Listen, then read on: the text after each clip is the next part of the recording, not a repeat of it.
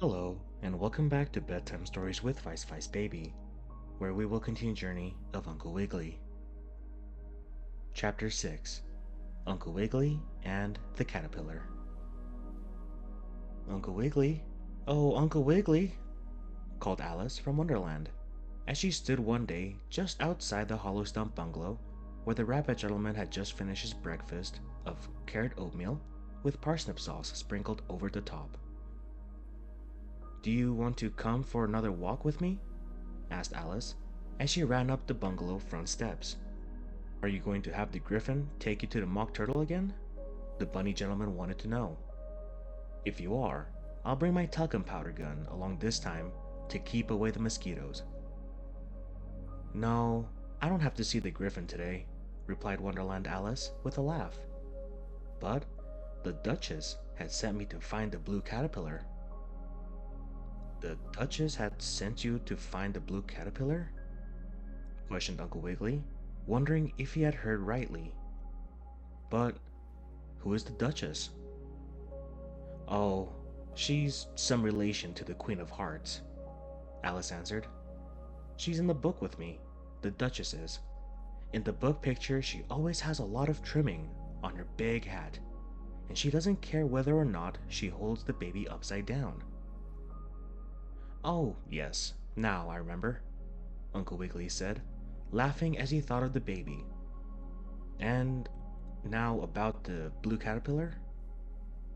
"Oh, he's a sort of long, fuzzy bug who sits on a toadstool smoking a pipe," explained Alice.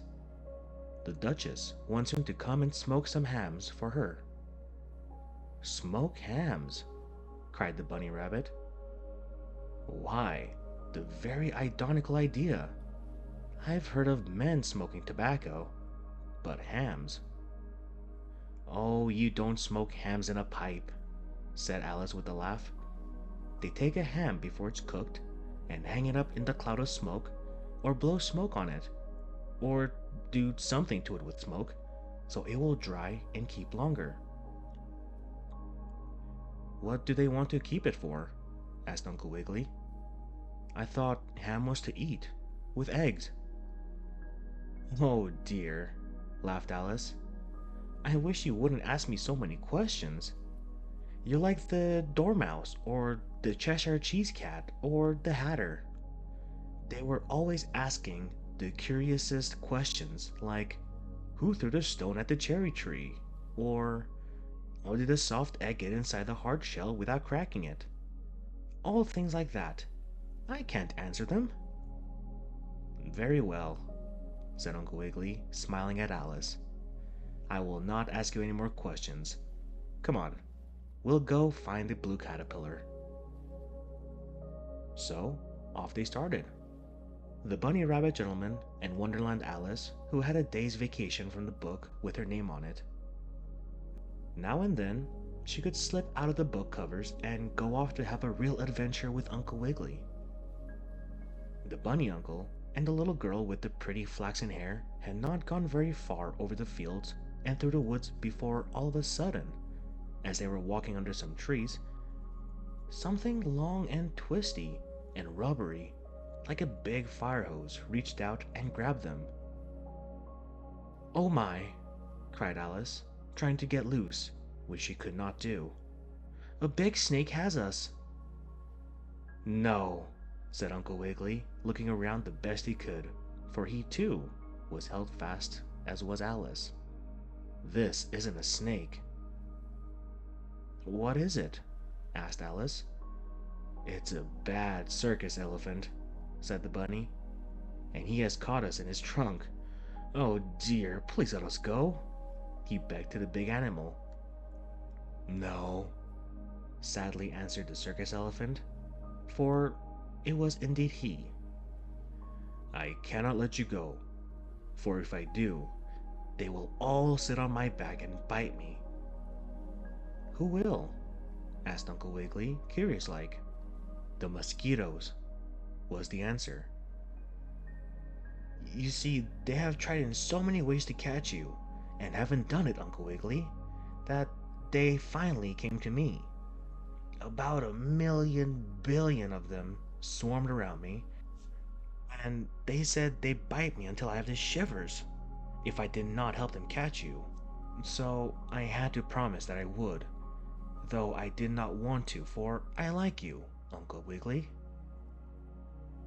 If I hadn't promised, though, the mosquitoes would have bitten me, and though I seem to have a very thick skin, I am very tender, not to say ticklish when it comes to mosquito bites.